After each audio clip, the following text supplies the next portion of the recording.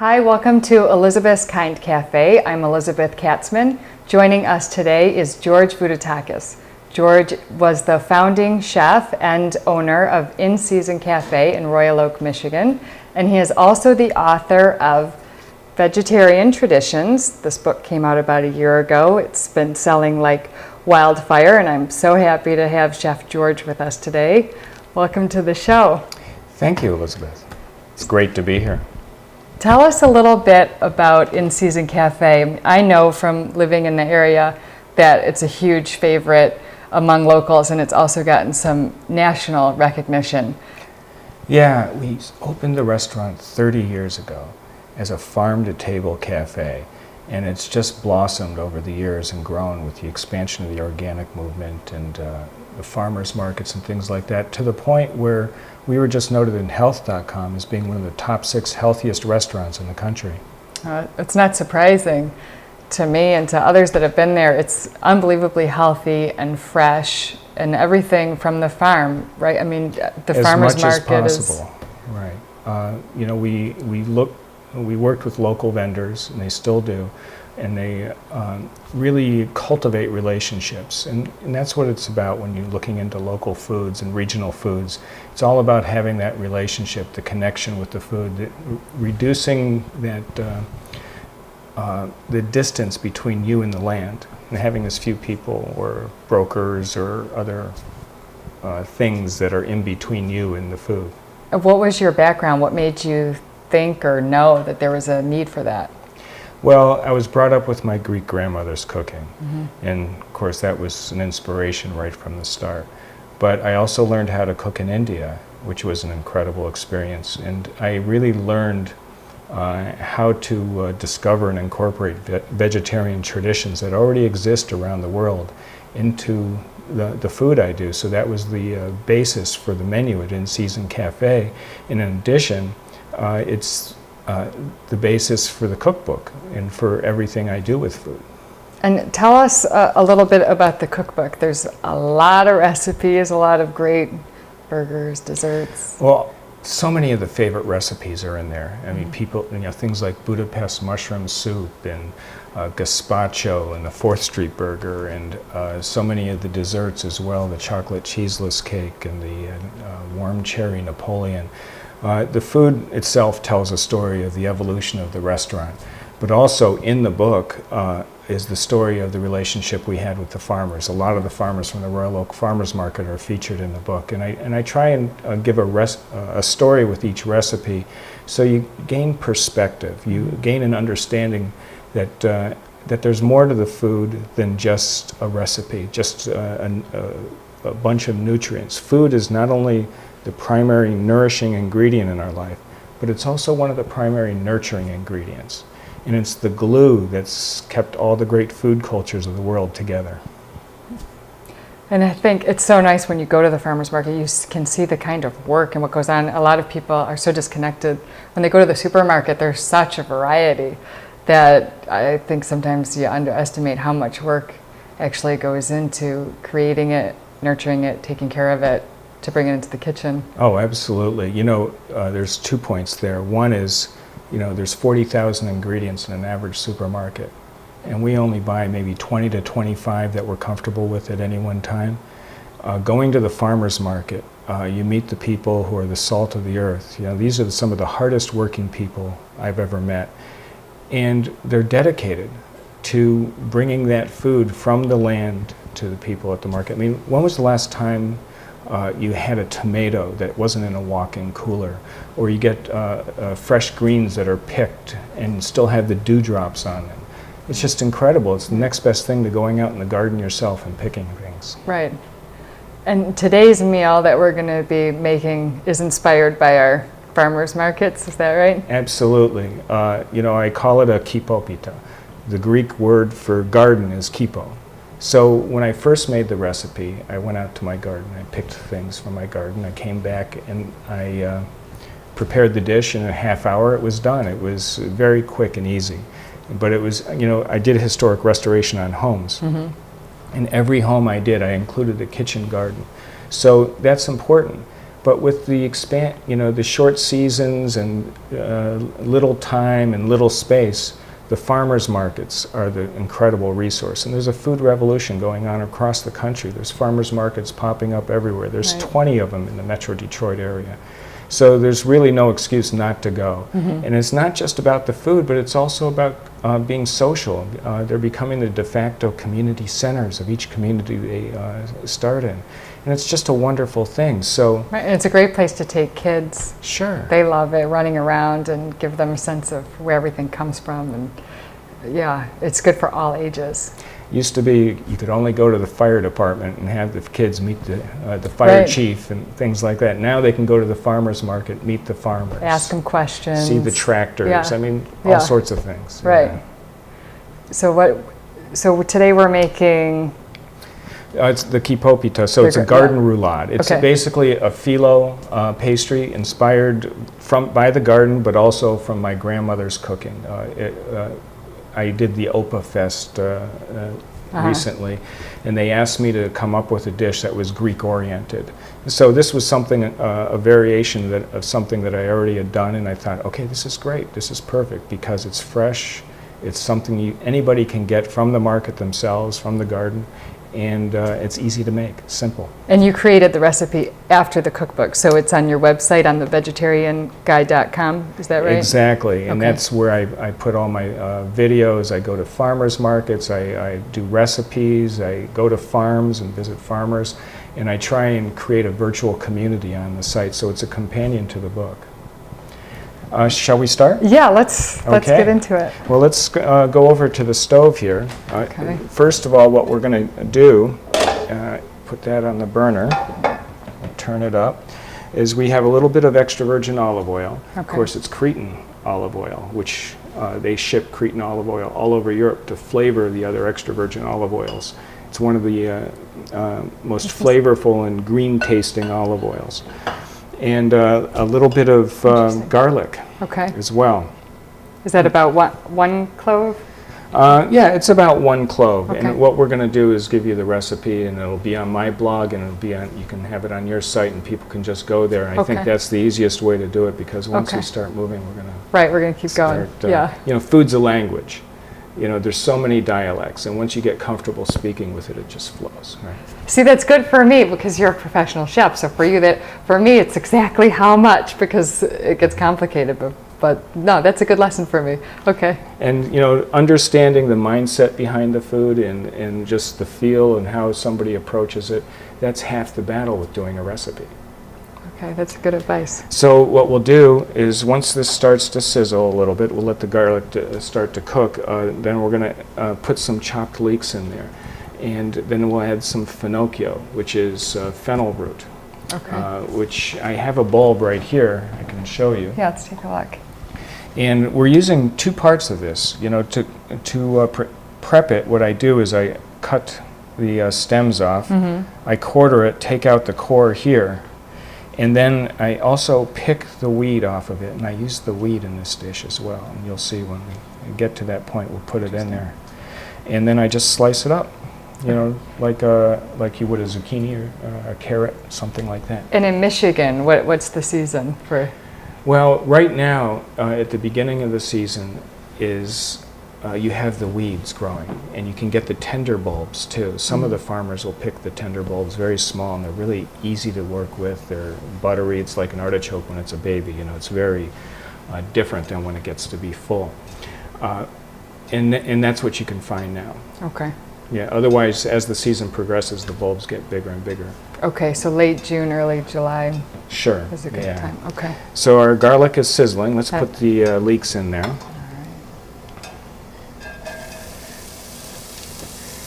And what you can do is take that wood spoon and just stir it in. Yeah, I don't want to do anything I'm not supposed to, so just tell me. I don't want to get in trouble. So stir it a little bit. There's not much you can do to have a problem here. It'll be fine. So let's take the fennel and put that in. All right. And stir that in a little bit.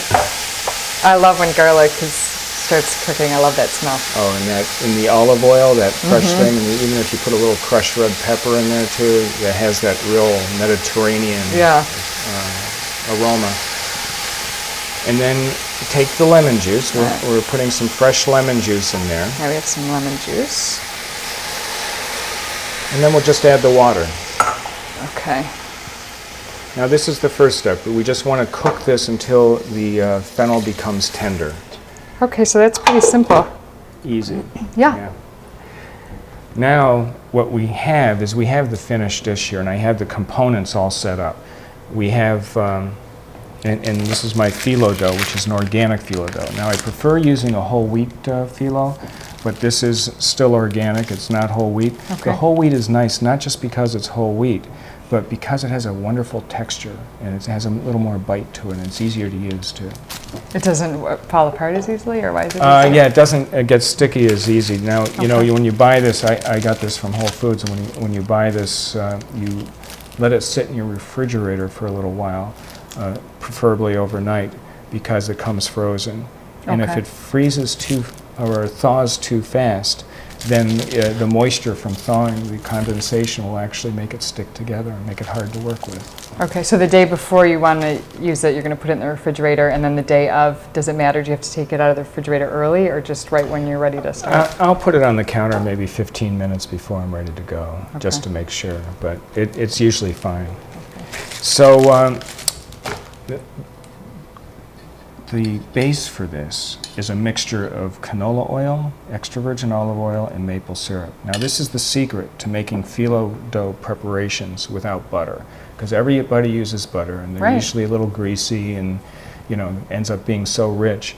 Well, the maple syrup just it sticks the dough together, makes it again a little toothy there, but the canola oil makes it light and fluffy, makes it pop.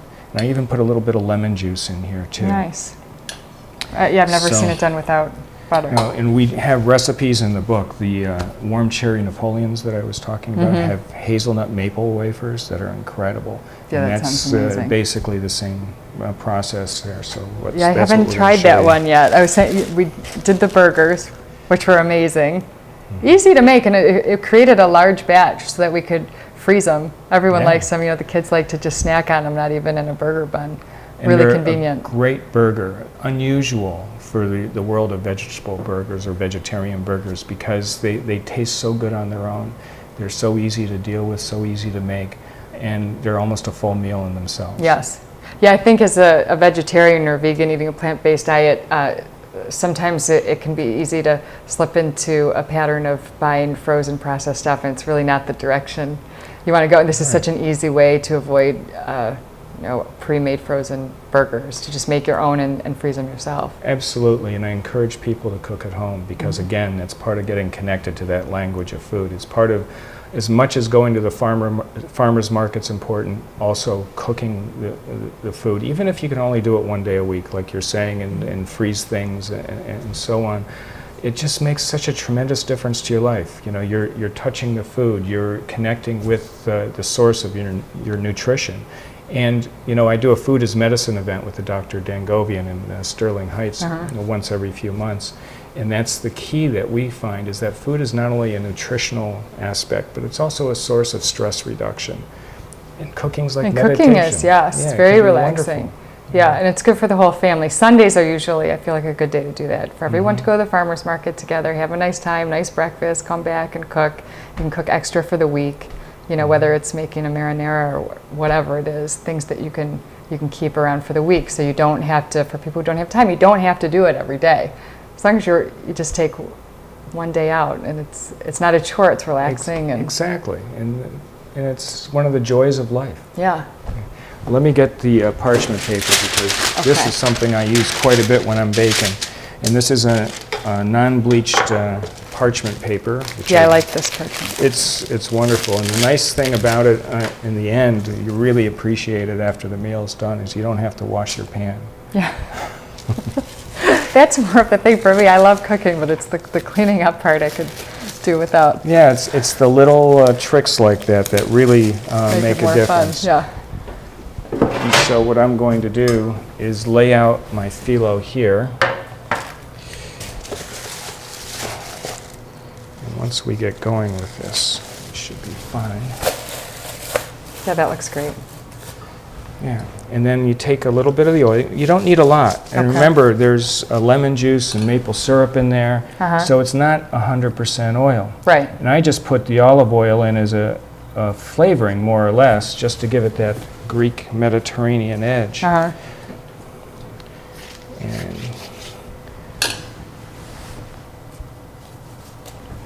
How many pieces are you gonna? I'm going to do 6 pieces. Oh, okay. My grandmother used to make her own phyllo. Really?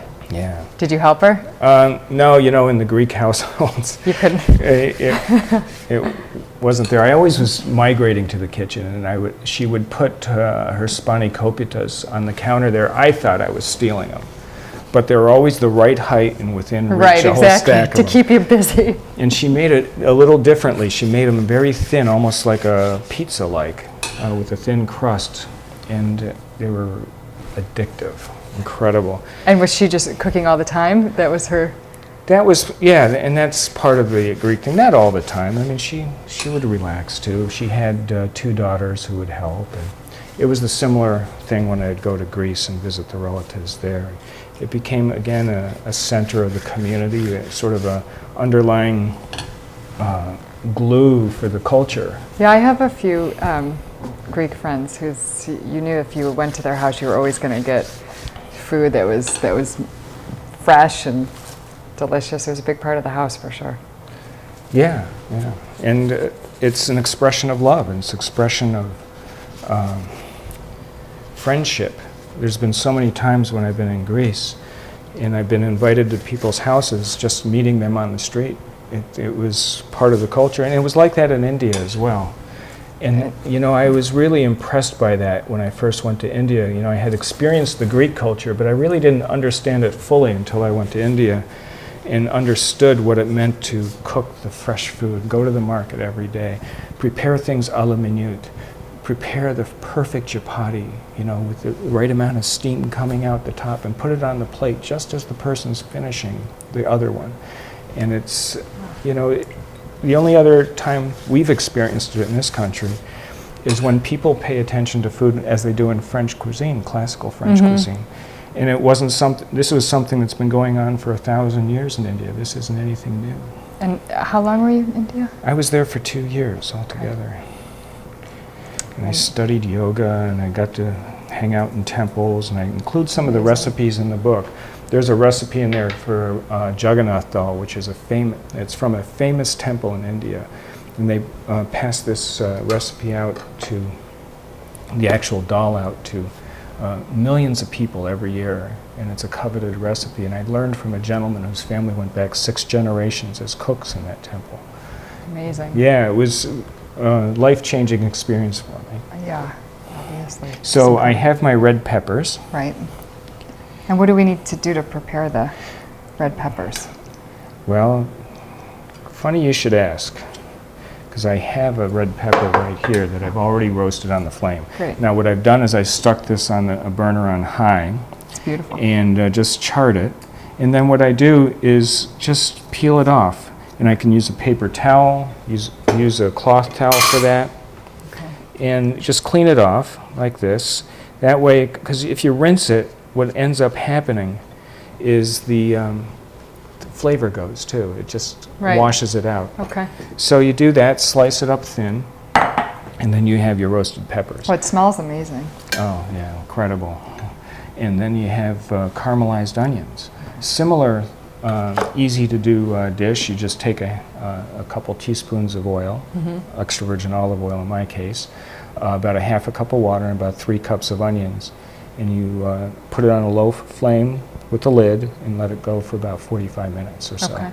And then it gets to that point where it's really sweet and candied. I used Vidalia onions for that. Yeah, this all smells great. The onions. Yum. I heard they're coming out with odorama in the movies. Right. Are you serious? Yeah. Oh my God. They just developed a technology for it. Oh my So hopefully it's going to be all natural and organic. I'm sure it will be very healthy. Yeah, but if you could smell this, it would be just the Mediterranean aromas here with the olive oil, the fennel, the onions, the red Well, it has peppers. everything for your senses. It looks beautiful. It smells amazing. And so we have the greens here. Now what I have is Swiss chard, which I have some right here. And I have about 6 cups, which I've steamed in about till it's, again, nicely wilted, not steamed too much, because it's going to cook again here. In lacinato kale, this is what people call dinosaur kale here, but in Sicily they call it cavolo nero. It's a traditional Italian green, and it's wonderful. If you have a hard time with kale, this is an excellent one to use. Interesting. Because it's sweet. We use kale a lot. The kids love it. Well, that's great. Yeah, they do love it. Okay, and this is the dish we have on the stove. And we'll turn back to it in just a minute. Okay. But let me get this going here. So it's fun. I would think that was dill. It looks like dill, but it's not. It's the No, it looks the weeds exactly like dill. Yeah. It's fennel weed, though.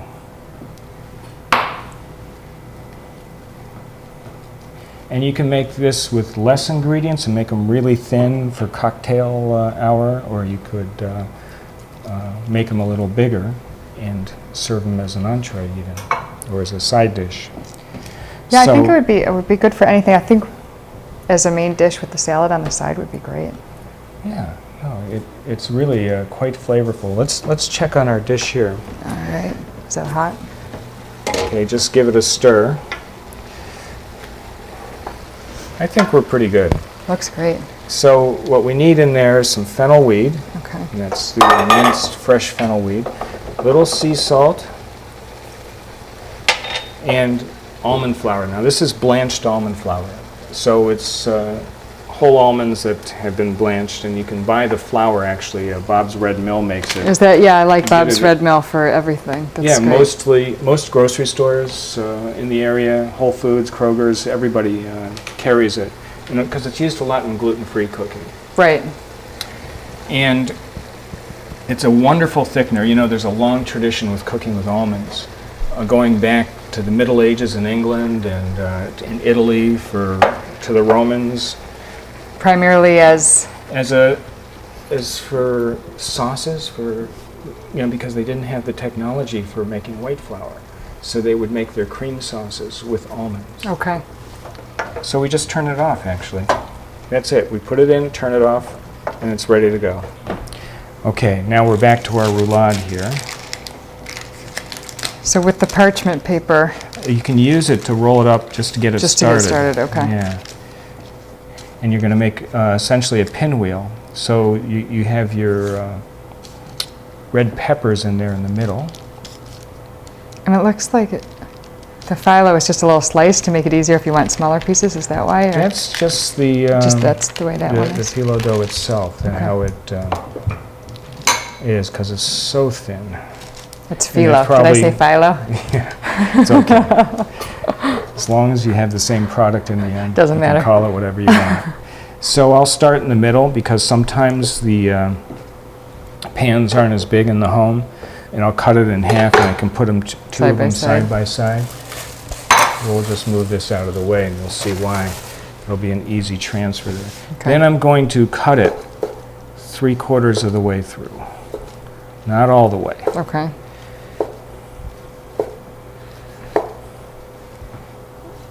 And you see, you can get quite a few out of this. You can make them bigger if you like, make it more like a strudel. If you're just making this for 2 people, can you freeze this? Absolutely. But I would bake it first, not all the way. I would bake it about 3/4 of the way. And then you let it cool. You can wrap it in plastic wrap or put it in an airtight container, put it in the freezer, and it's good till you're ready to go. Do you want me to? So, yeah, why don't you hold this? And we can just lift this. This is another nice thing about the parchment. Beautiful. You don't have to handle it. Then we put a little bit of oil mixture on top, and this is to keep it from drying out, because the phyllo dries out pretty quickly, especially if you don't get it in the oven right away, if you're doing 2 or 3 of these. And then we'll stick it in the oven. The oven would be at 350. It'll be there for about 22 to 25 minutes. Not all ovens are the same. If you have a convection oven, I like using convection ovens. It goes a little quicker, about 20 minutes. Okay. And here's one that we've already baked.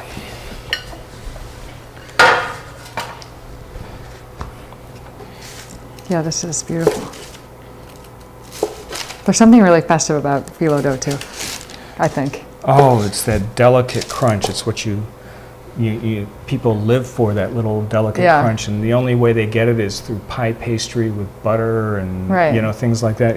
This way you don't even miss it. It's really fresh, phenomenal. Yeah, beautiful. Let's just put 3 of them on there, and I'll set this up over here so we can see it. So yeah, this is an amazing spring, summer recipe. Or if you live in California, winter. Yeah. That's one of the nice things about California, but we love coming back to Michigan. Yeah. There's something about the freeze-thaw cycle that makes everything a little sweeter, that, especially in the fall, like the squash that gets kissed by the cold, unbelievable. And we can't get good corn in California. So really? Yeah, there's things that I'm really excited about I just started growing corn for the first time, so we'll see how that goes. Well, there's something very ancient about that whole thing. It's a fun Beautiful. thing to do. So that's it. Just a very simple, very easy. And so this, and just to be clear, so everyone, this recipe is on withVegetarianGuide.com. yes.